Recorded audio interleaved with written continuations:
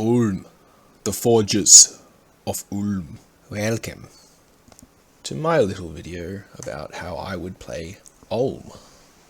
M.A. Ulm specifically, as there are several. This is Ulm. It's a pretty good nation. This is the key unit, because this thing kills sacreds and is a magic weapon. So most people, when playing Ulm, select a god something like this. They take all these paths because they think that they need magic diversity from a pretender god. They take Drain because Ulm ignores Drain, and they take other scales but because they like them, like Luck. You know, they know they need production, so they take production, but they don't take a huge amount of money scales like Order or Growth. Sometimes they max out Growth, but often at the cost of Order. Anyway, and they take the then Dormant because they want him to use him to Sight Search. Sometimes they take him Awake. Sometimes they don't. Sometimes they take various blesses, doesn't matter. Ulm doesn't really have sacred units. Or they take certain different amounts of things because they know that they can make boosters to get the rest up to whatever level they think they need.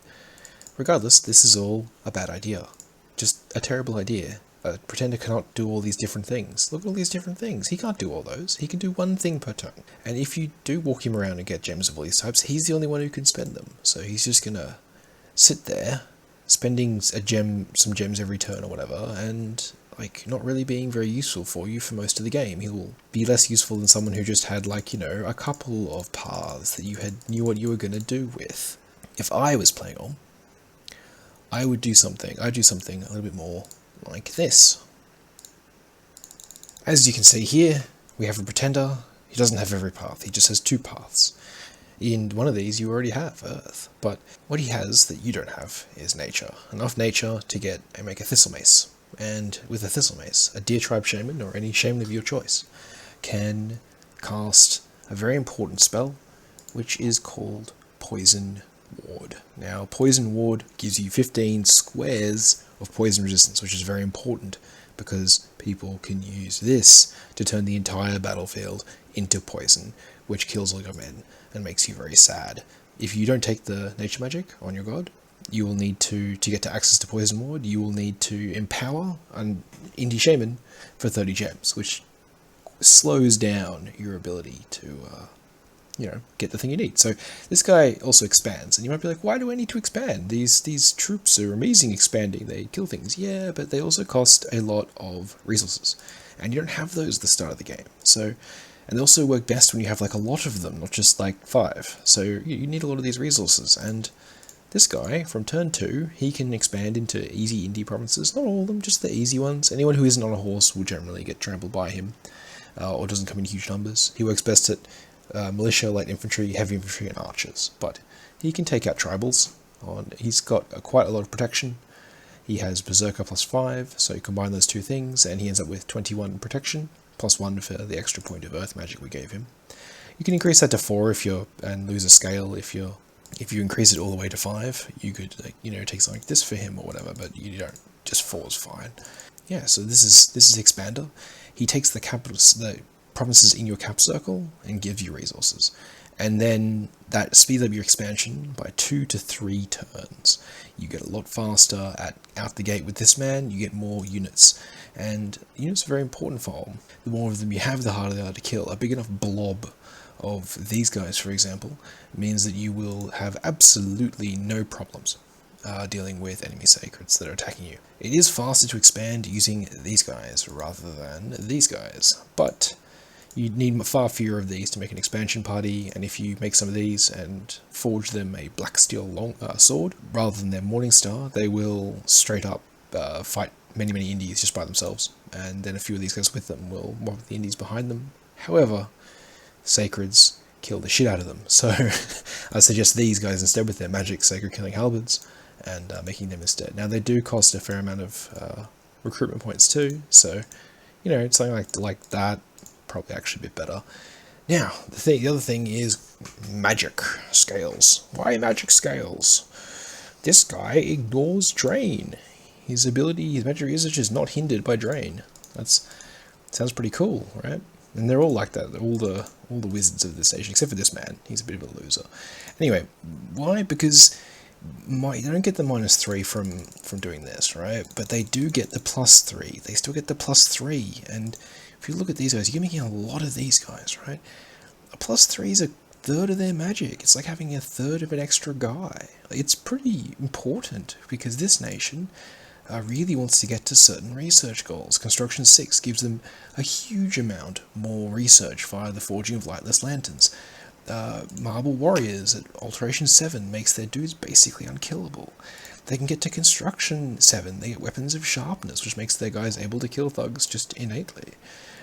They need Enchantment to get the Poison Ward. Like, they need a lot of things quite quickly, and magic gets you there absolutely the fastest. It is far stronger than not going magic. Now, the other thing, the other god that I would take on this nation would be something along the lines of this. Now, you might be looking at this man and being like, didn't you just say a wizard god is useless? Well, sorta. Actually, I did this wrong. You actually want something a bit more like this. Okay, so, wizard god, wizard god, wizard god, wizard god. This is a wizard god. He has only 2 paths, and they're the ones you have nationally. You might be like, this guy's useless. I've already got earth magic. I've already got fire magic. Yeah, sorta. The reason this man exists is not to help you with your expansion, which will be smaller than with the ball, and it's not to help you with foul vapors, because you'll have to empower into that. To be honest, you could probably get away with a little sneaky thing like that or something. I don't know. Up to you. But what this man does is, in the enchantment, there is, if we go scroll all the way down, there are some fun spells here for Ulm. This.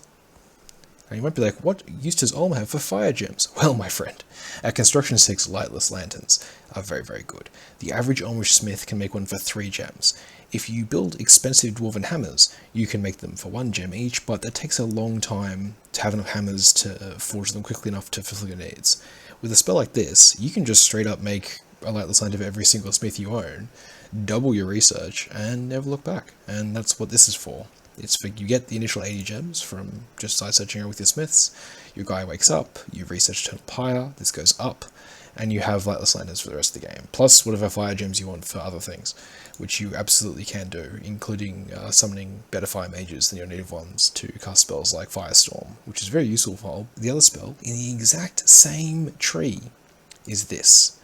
This is really, really good for Ulm because it gives you more resources, and the more resources you have, the more troops you can make, and the more troops you can make, the more the enemy has to deal with those troops.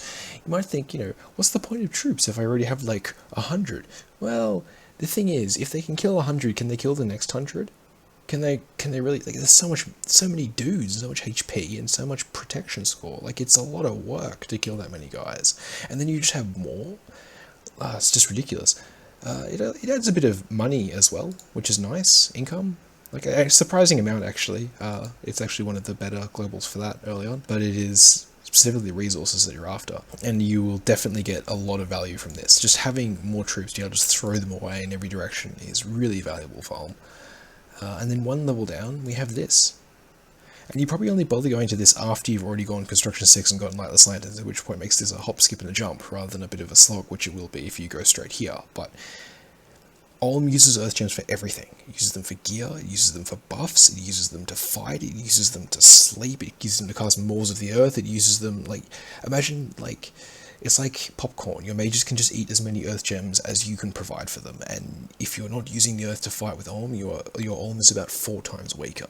So it is just better to spend the gems, and cast all the cool spells, and have all the cool gear, and wear the Earth Boots, and this lets you do that. This lets you just be very profligate with your Earth Gems, because you're getting an extra 20 per month.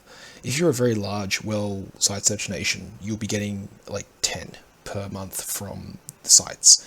Maybe 15 or 20 if you're on a very large map, or you've eaten like all of your neighbors. But this spell alone just gives you 20.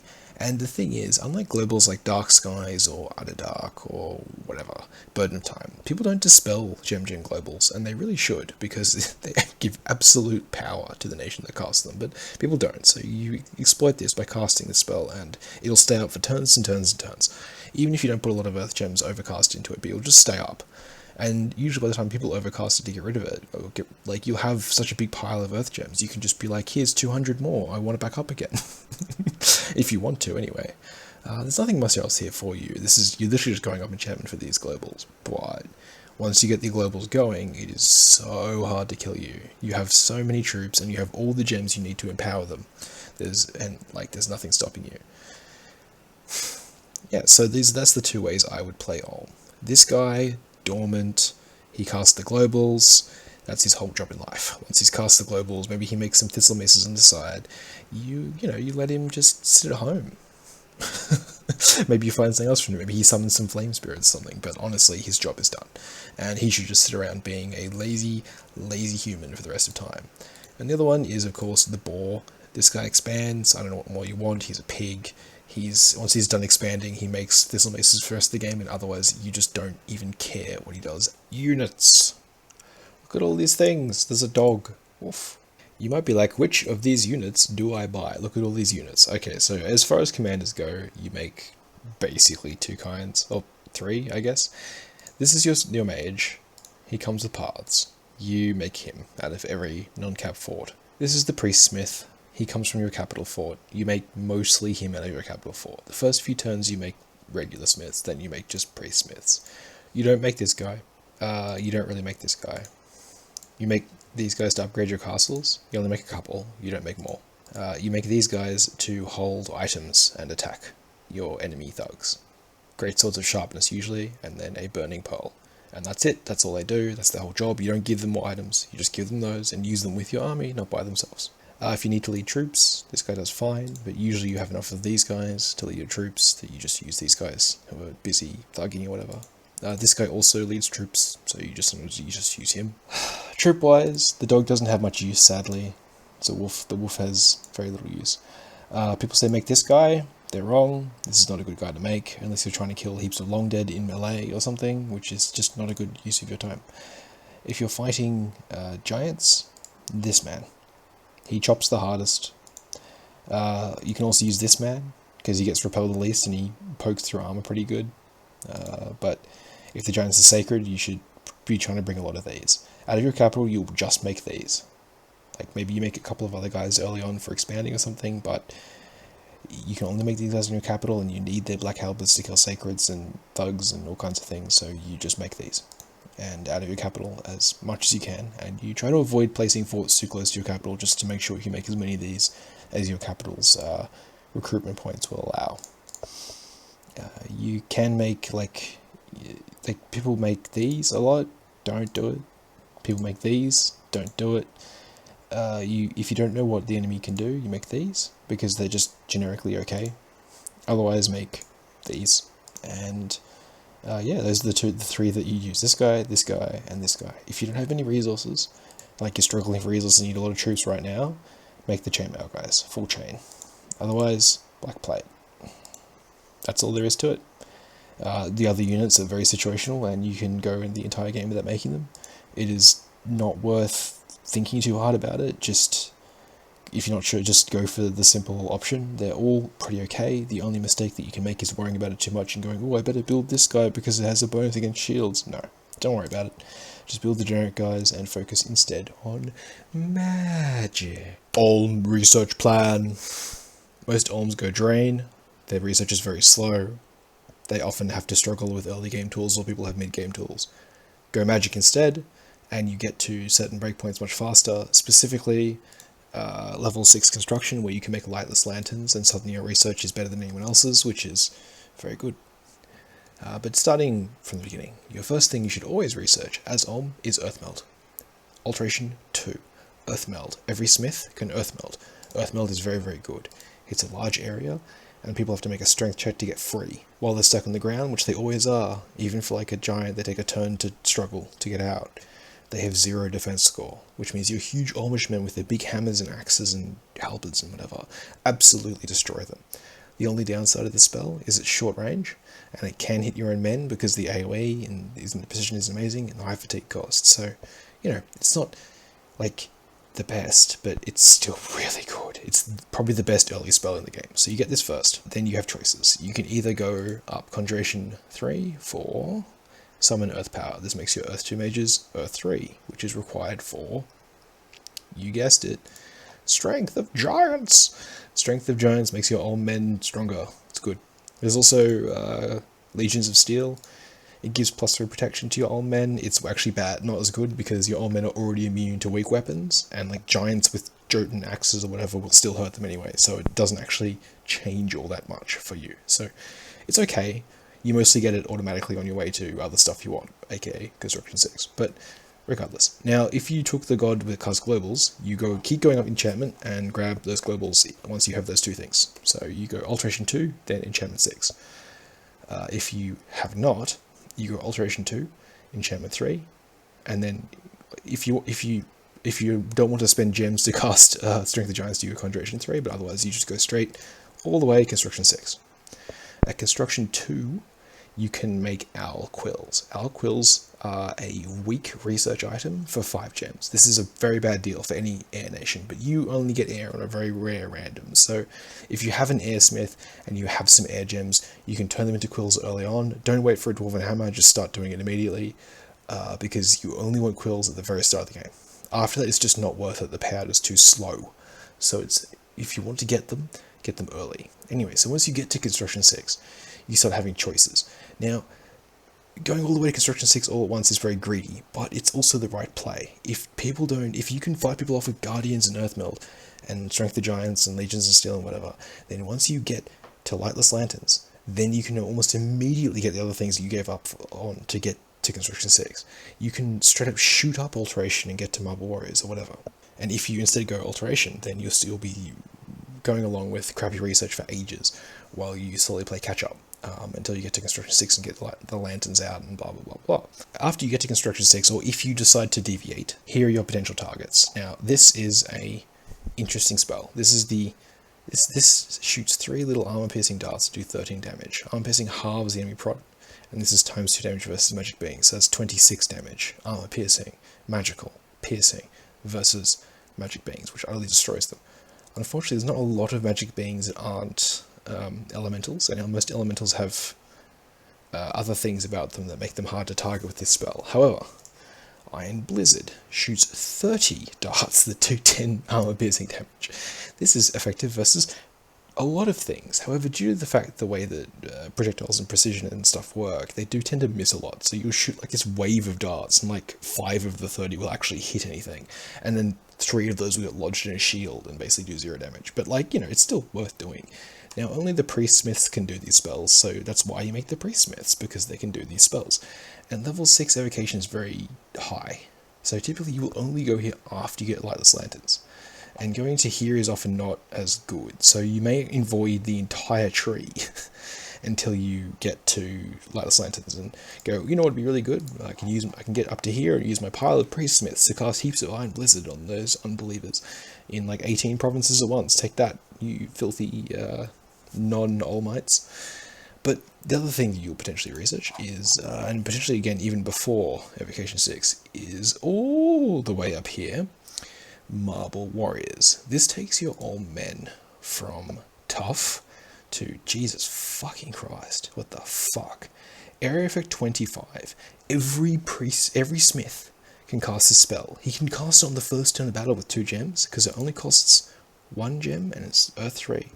Or you can cast Summon Earth Power and then use 1 gem to cast it. It doesn't matter. You can paint this along your men very easily, and they get 15 natural protection, improving their 0 to 15. Then on top of their like 23 from their black plate. And these don't add perfectly. You don't get 37 or whatever. The lower number gets halved or something. I forget. Regardless, they go from like 20 something protection to like 30 protection. They are like, even giants start going, I didn't do any damage. What's going on? Which is really good. So that's a really powerful spell for you. It's so powerful. Petrify can be situation okay, but it's usually bad. The other thing you get is this. This is like Earthmeld, but also it kills people, and it's a bigger area of effect. So they get Earthmelded. They also get hit with enough damage to kill like some kinds of giants. Armor piercing, straight up just hurts them. It's big AoE. It's got better range than Earthmeld. The only downside is it requires Earth 3 and a gem, so it's as equally as hard to cast as Marble Warriors, but Maws of the Earth can chew up things and kill people. Ulm doesn't have a lot of problems chewing up things, compared to some other Earth nations. This isn't as big a spell for them, but it's still useful. The other thing is this. People love Thunderstrike, and Ulm players love putting things in big blocks that can get Thunderstruck really easily. So you put these two things together and you get a situation that's really bad for Ulm. However, if you cast this on your men, instead of Thunderstrike killing off like 30 guys from a single spell, it will hit only one square with enough damage to kill it. So it goes from 30 guys to 3 guys. And you know, that's okay. 3 guys is fine per massive giant Thunderbolt. You can take those kind of losses. You can't take the other kind of losses. If you let the 9 square AoE of the T-Strike hurt your men, you are going to have a really bad time. This stops that. It is only area effect 15, so you do have to cast it a fair few times, but it's worth painting on your men versus any air nation that is fighting you, and it will win battles for you versus Thunderstrike spam. Now, there are better ways to deal with Thunderstrike spam, like if you can cast Mist, which is an Evocation air spell, which you have to use crystal matrices to cast from an air end with Smith, or maybe you luck out in some way, or you even empower Smith with 30 air gems to be able to cast it. But regardless, if you have that and use line formation, they will largely miss other T-Strikes, and this is pointless. But, you know, if you don't have that on hand, this comes out of Earth, you have all the Earth mages that any man could ever want to eat. People love all this other stuff. None of this does anything. These spells here. Curse of Stones does not do anything. Destruction does nothing. Like, you know, just don't cast this. They're not worth casting. So your choices after going Construction or instead of going Construction is Evocation for Iron Blizzard, Alteration for a variety of useful spells, Enchantment for getting the globals, and specifically in Conjuration, you want to go to 3 for Summon Earth Power, good spell. You basically get nothing else here that you care about until this. This is potentially a useful spell. In Alt 5, there's a spell called Iron Warriors, which gives AoE 1 Iron Skin. If you cast this spell and you have another guy casting Iron Warriors, if you time it right and place the guys right, you can end up with an Iron Skin to Earth Elemental. Earth Elementals regenerate, and they trample. So normally they're much worse than Air Elementals that trample multiple squares per turn, but the Earth Elemental is a lot tougher, and if you give him an Iron Skin to solve his very low protection problem, so he doesn't just get like crit to death by Wolf Tribe or whatever, he will just happily spend, 20 or 30 turns trampling enemies. Just don't bring any of these in a place where you also have Priestmas casting Iron Blizzard, because because he's a magic being, the darts will instantly kill him. The friendly fire will melt him like an ice cube on a hot summer day. So just don't combine these two things. But if you just use the Earth Elemental with no Priestsmiths present and give him Iron Skin, he will do a very good job. Other than that, it's not. There is also Fire Elementals. Now, this is notable for Ulm because if someone brings a whole bunch of skeletons to fight Ulm, if you're trying to axe them down one by one, it can be a bit of a slog. Fire Elementals with Iron Skin kill like 300 Long Dead alone. The Long Dead come up and try to punch them, and the Fire Shield burns them, and it's just a bad time for the Long Dead. So if you have a couple of Fire Random Smiths, and they cast Phoenix Power on themselves, and then each of them makes like 3 Fire Elementals, they have 5 gems, say.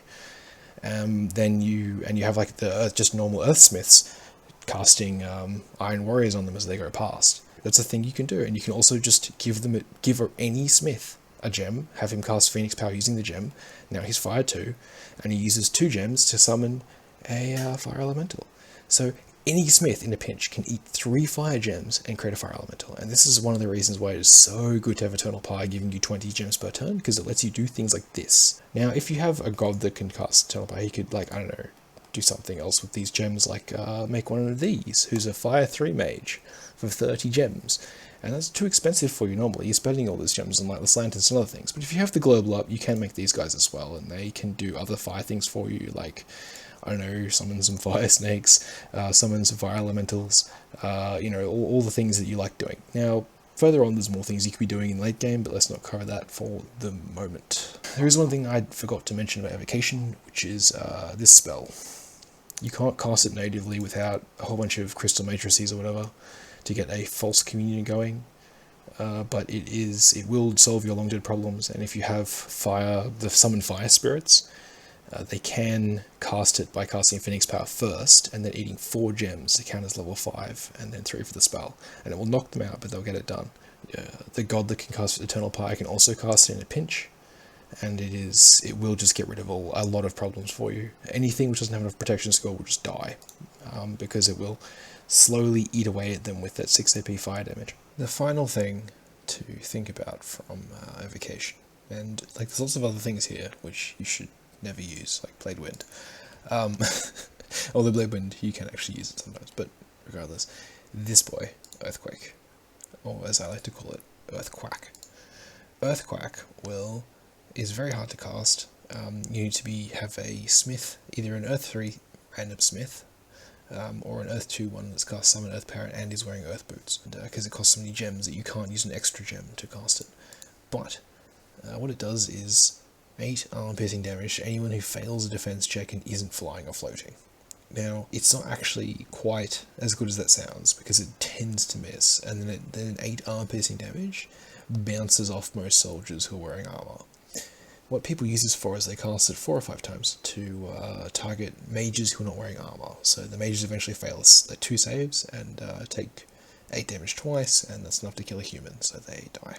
Whereas it is not enough to kill, a soldier wearing armor who takes 1 damage each time or whatever. The main use of this spell, though, is when someone brings a very large amount of long dead. This could be Jotunheim with a massive communion spewing out like hundreds of long dead. More often it is Ermor or Scaleria who has generated a huge amount of long dead in their home provinces and then marched like 1,000 at you.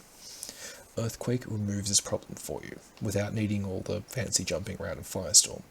You get like 3 or 4 guys and they cast it because long dead are very bad at dodging and they don't wear much armor. They're almost like unique like that. The only other thing that gets killed by Earthquake at the rate the long dead do is the bugs that come from the Creeping Doom and Swarm spells, which is much rarer to see than big hordes of long dead. So when you see a big horde of long dead, you may want to Earthquake them. If they're coming out of a community or whatever, you may want to try to delay your Earthquake cast until turn 5 or later to catch as much of their big swarm as possible in your Earthquakes. Your old men will largely ignore the Earthquakes, by the way. Even the smiths will not take many points of damage because they come with armor.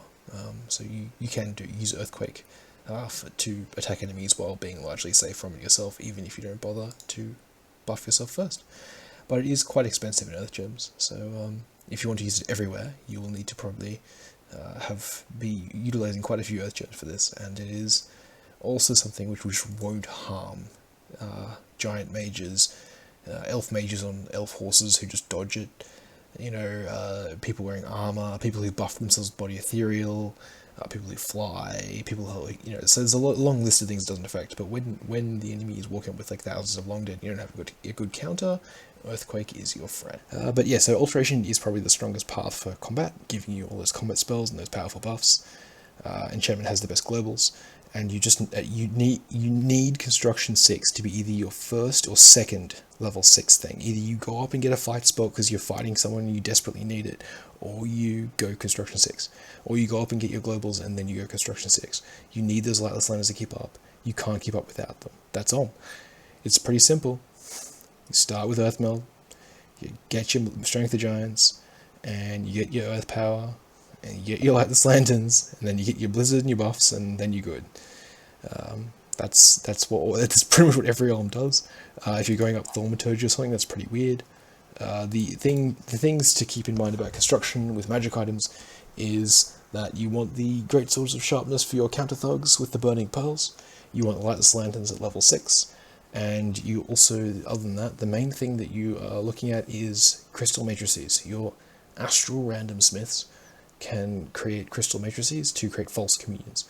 Likewise, if you empower them or get them boosters from somewhere else, such as Starshine Skullcaps or crystal coins or what have you, they can eventually get enough paths to create crystal shields, which cast Power of the Spheres automatically in battle and give them to someone else, who goes from being Fire 2 to Fire 3, and then Phoenix Power to Fire 4, and so on and so forth. So these are ways to get around your innate lack of magic, which you potentially need to use, especially in late game.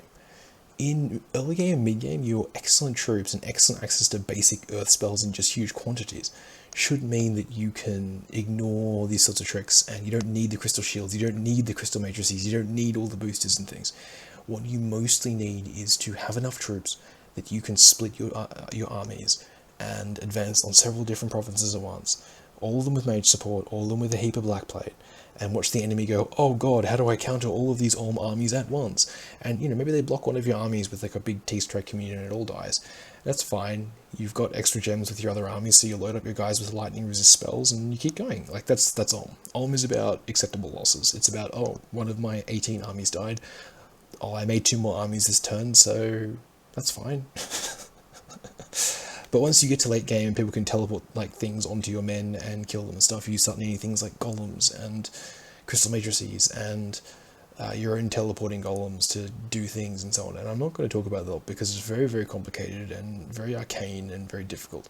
So I would suggest instead that you focus on the simple things like Lightless Lanterns and Marble Warriors, and that you just sort of win the game before that becomes a problem. It's a lot easier to be Ulm when you are bigger than everyone else by the time they get real magic going.